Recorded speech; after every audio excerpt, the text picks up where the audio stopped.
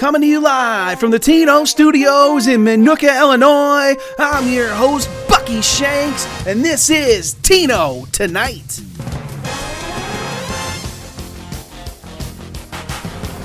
Welcome everybody to the Week 8 edition of Tino Tonight. First off, I want to give a shout out to Arizona State head coach Andy Dole for the Tino Tonight mention in the chat at his latest press conference. The dark cloud is finally out of here. Oklahoma did what so many others were unable to do, and that's get promoted to number one and win a game with that title. They not only did it, they did it convincingly. Kansas State finally put one in the win column, and we will talk about that in a minute. The top 25 went 17-8 on the week, the top 10 went 7-3, and the top 5 went a perfect 5-0. The trade deadline was earlier this week, and some teams rose to the occasion and made some moves. Some focused on gaining future picks and building going forward. Some teams pushed their chips to the middle of the table and are all in this year. And that brings us to the squeak of the week. We go to the Big 12, where Kansas State went on the road to Fort Worth, Texas to face TCU, looking for their first win of the season. The Wildcats put their best effort into this one as they scored a season-high 977 points, and that would be enough to get the job done. Coach Sean was in the middle of an on-field interview following the win, and you can just tell how much love and appreciation this team has for their coach as they gave him the Gatorade bath mid-interview. The Wildcats went on to win 977.60 to 970.10. The 7.5-point win is the 7th closest game in Tino history. It's a short history, but what? History nonetheless. And that brings us to the beatdown of the week. We head to the Big Ten for this week's beatdown. We go up to Kinnick Stadium in Iowa City, Iowa for this one. Maryland went on the road and punched the Hawkeyes right in the beak. Don't let the funny turtle memes fool you. The Terrapins aren't messing around. After getting off to a slow start, Maryland has suddenly won 2 straight, taking down number 6 Nebraska and following that up with this beatdown of Iowa. The Terps went on to win 1,090.35 to 600.95. The 489.40 point win is the biggest beatdown of the year when you eliminate the tanking teams.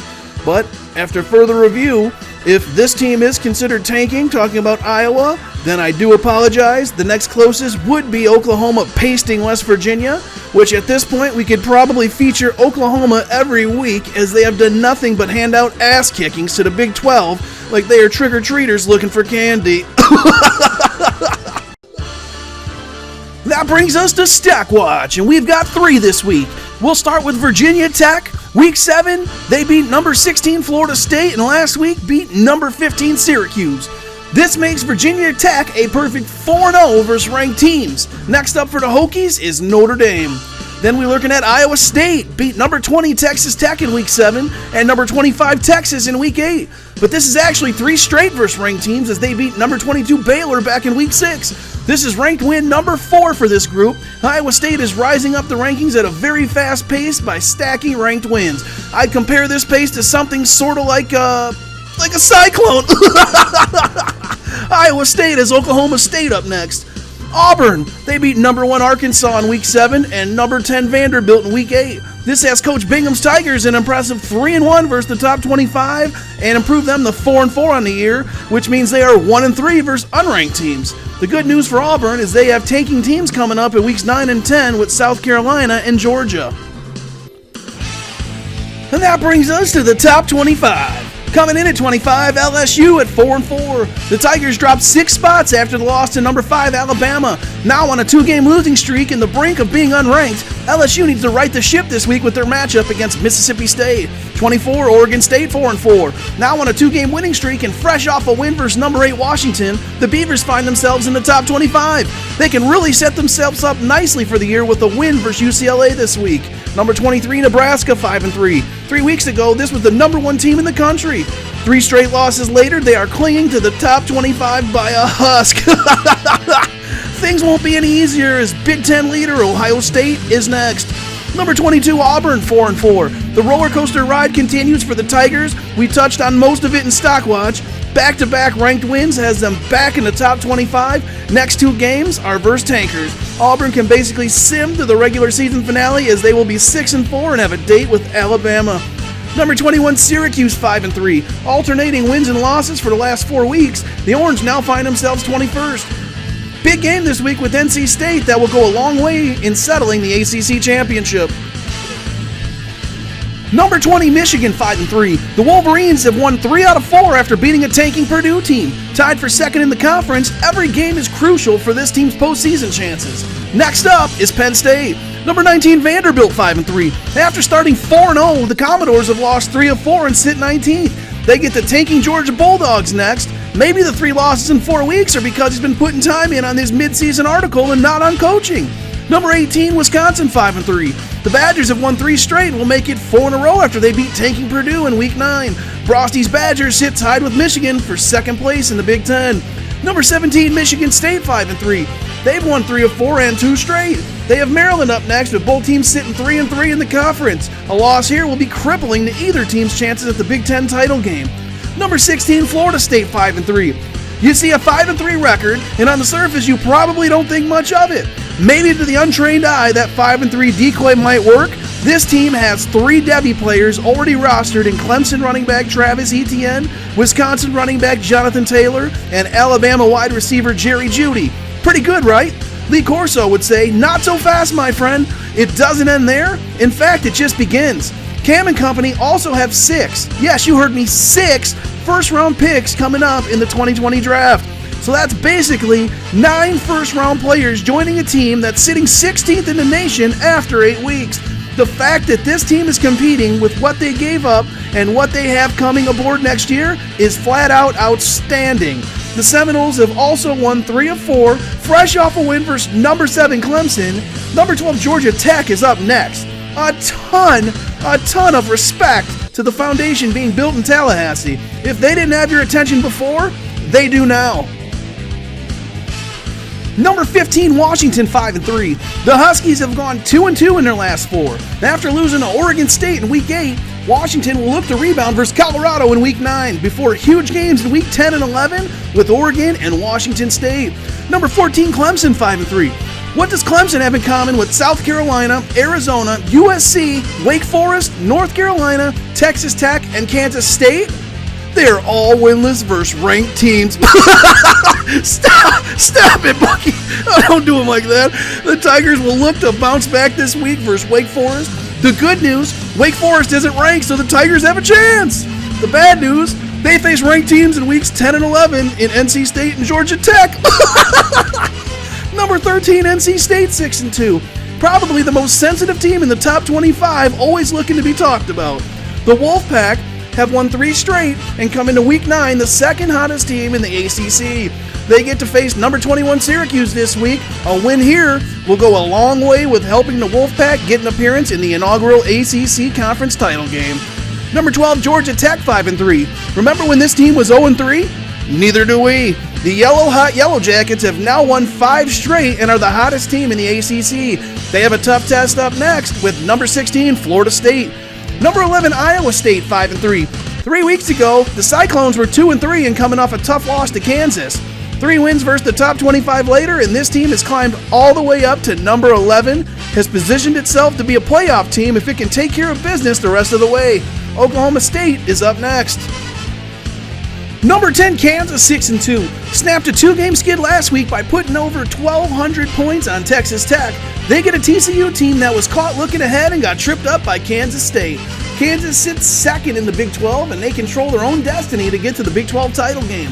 Number 9, UCLA 5-3. Even in defeat, this team puts up a strong total. The second highest scoring offense, but they just can't stop anyone, giving up the 6th most points against.